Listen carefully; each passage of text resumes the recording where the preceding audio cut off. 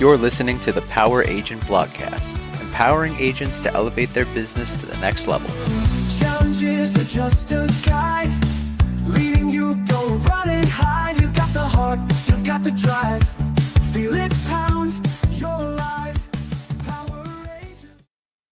Welcome to the Power Agent Blogcast. Today we're going to get into some common, let's call them myths, or maybe just misunderstandings that seem to hang around in the real estate world. It's true. Some ideas get passed around and just stick, even when they're not quite accurate. Our aim here is really to clear some of that up, give you the actual facts so you can avoid maybe tripping over these common errors.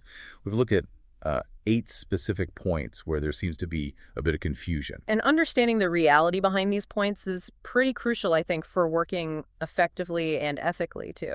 Definitely.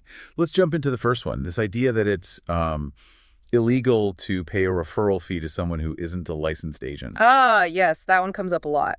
Now, there are rules, important ones, about referral fees between licensed professionals. You mean like between an agent and a mortgage broker or maybe a title company? Precisely. Those rules focus on disclosure and avoiding hidden kickbacks. The concern is preventing conflicts of interest. So someone might recommend a service just because they're getting paid secretly, not because it's best for the client.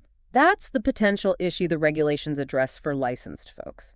But, and this is the key part, that same logic doesn't automatically apply to, let's say, a past client, an unlicensed person. So if a past client sends you business and you want to thank them with, say, a gift card or, I don't know, a nice cheese platter. Or even a cash thank you. Yeah. Generally speaking, that's viewed differently. It's seen more as a token of appreciation, not a regulated professional referral fee creating a conflict. Because that everyday person doesn't have the same kind of professional duty or potential conflict. Correct. It's a different category than the strict agent-to-agent referral protocols, which definitely do exist and have their own specific requirements. Okay, that clarifies that distinction. Yeah. Let's move to number 2. You can't call FSBOs for sale by owners if they're on the do not call list. Especially some mentioned during a state of emergency, like in New York. This one causes a lot of hesitation, and understandably so, given the potential penalties with the do not call list. But it often comes down to misinterpreting the law's intent. The law specifically targets unsolicited telemarketing sales calls. Right. That's the critical phrase, unsolicited. And how is unsolicited defined in this context? Well, the law generally defines it as a telemarketing call made without an express request or permission, written or verbal, from the person being called. So the argument for calling FSBOs is that by advertising their home for sale and listing their phone number publicly. They are, in a sense, soliciting calls. They've put an invitation out there for people interested in their property to contact them. It's not like picking a random number off a list and trying to sell them something they've shown no interest in. Exactly. Your call as an agent inquiring about the property or offering services related to their stated goal of selling isn't truly unsolicited in the way the law was designed to prevent.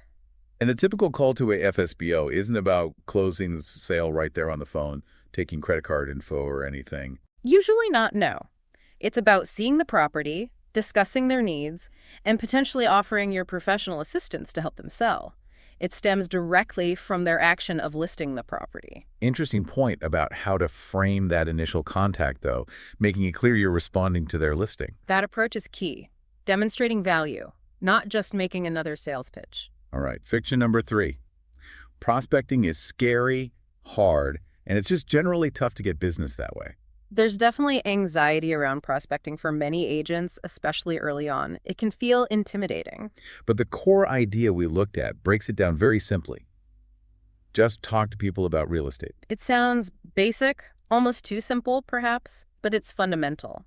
Prospecting isn't necessarily about complex, high-pressure tactics. It's about consistent connection. Treating everyone you encounter as a potential client or source of referral. Yes.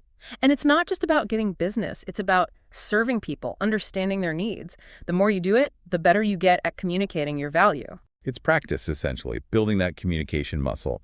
And you are providing something valuable, helping people with possibly the biggest financial decision of their lives. Finding a dream home, getting the best return on an investment. These are significant life events. Consistent prospecting, even just dedicating, say, an hour a day to outreach. That focused effort can build a really solid foundation. The potential is there for a strong income. Absolutely. It's about planting seeds consistently. Let's tackle the fourth one.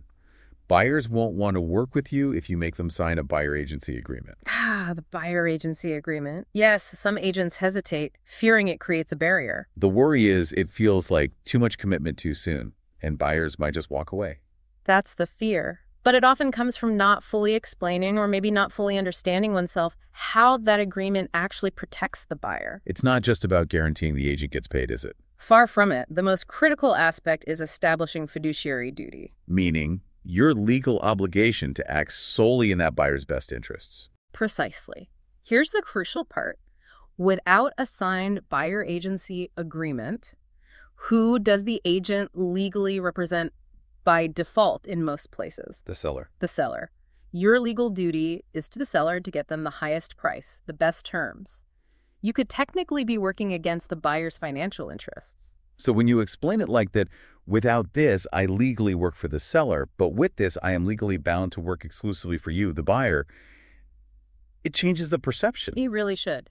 It frames the agreement as a vital protection for the buyer, ensuring they have an advocate dedicated solely to their side of the transaction. Most buyers, when they understand that, see the benefit. Okay, number 5, this feeling that you have to know the exact price for a home during the initial listing conversation. That's a lot of pressure agents put on themselves, and it's often unrealistic. Pinpointing an exact market value on the spot is, well, practically impossible. Too many variables, market fluctuations. Exactly, and it's not really the agent's job at that first meeting to declare the price. So what is the role then in that initial pricing discussion?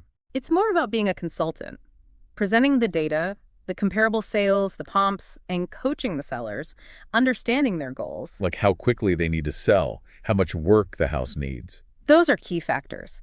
The conversation should be about establishing a realistic range based on the comps, and then discussing where within that range might be appropriate given the home's condition and the seller's timeline and motivation. So it's a collaborative process, using the data to guide the conversation towards a pricing strategy, not just spitting out a number. Correct. You're narrowing it down together, educating them on the market realities. Moving on to number 6, the belief that if you aren't using fancy tech tools during your listing appointments, you won't get the listing. Ah, the tech dependence fear. Look, technology can be helpful, certainly. Some clients might be impressed by a sleek presentation. But it's not the be-all and end-all. Not usually, no. What we consistently find is that clients ultimately list with the agent. They hire you, your expertise, your trustworthiness, your connection with them, not your iPad app. There's a good distinction made between a listing presentation, which can sometimes feel rigid, maybe too reliant on slides, and a listing conversation. That's a really insightful point. A conversation is fluid, responsive. You can address concerns as they come up, build rapport. A canned tech presentation can sometimes get in the way of that genuine interaction. And sometimes having physical materials like printed comps in a binder can actually be more effective. Easier to flip back and forth, discuss specific points. It absolutely can be. It allows for a more interactive, less passive experience. While you should be tech competent, don't assume that flashy gadgets are a substitute for solid market knowledge and strong communication skills. That's what truly wins listings. Okay, misconception number 7. All real estate coaching is just too expensive, particularly if you're a brand new agent. The cost of coaching is definitely a barrier for some, or at least perceived as one. And it's true, there are programs out there with very high monthly fees. We've seen figures from, nearly $800 to over $1,000 a month. That's a significant investment, especially when you're starting out. Ooh. It is. But the narrative that all quality coaching is priced that way isn't accurate. There's a wide spectrum. The average might be somewhere in the $400, $500 range, perhaps. That's often cited, yes. But importantly, there are also quality programs available at much lower price points, designed specifically with newer agents or those on tighter budgets in mind. We've seen effective options for, say, under $100 a month. Like the $67 a month example mentioned. So affordability doesn't automatically mean low quality. Not at all. The best coaching program isn't necessarily the most expensive. It's the one you'll actually use, and that provides the specific support you need. So the key is evaluating. What do they offer?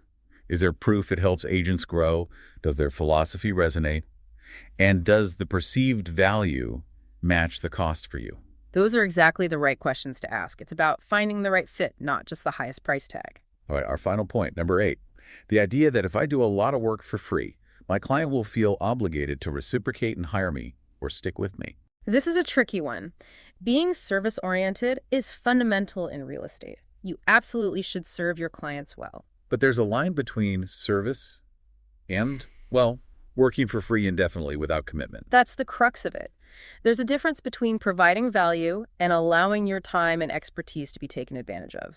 It often comes from a lack of clear boundaries. The classic painful example is showing house after house after house to a buyer, Without a buyer agency agreement signed. only for them to turn around and buy a property using the listing agent or another agent they met at an open house. It happens, unfortunately, and it really underscores the need to establish expectations early on.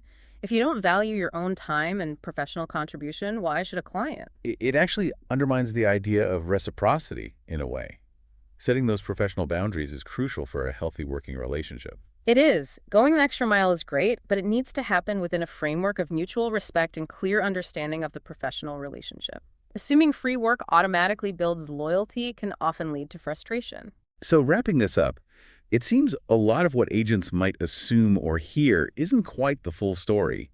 Getting clarity on these facts is pretty vital. It truly is. It helps you operate more effectively, more ethically, and frankly, with less unnecessary stress and confusion. It builds confidence.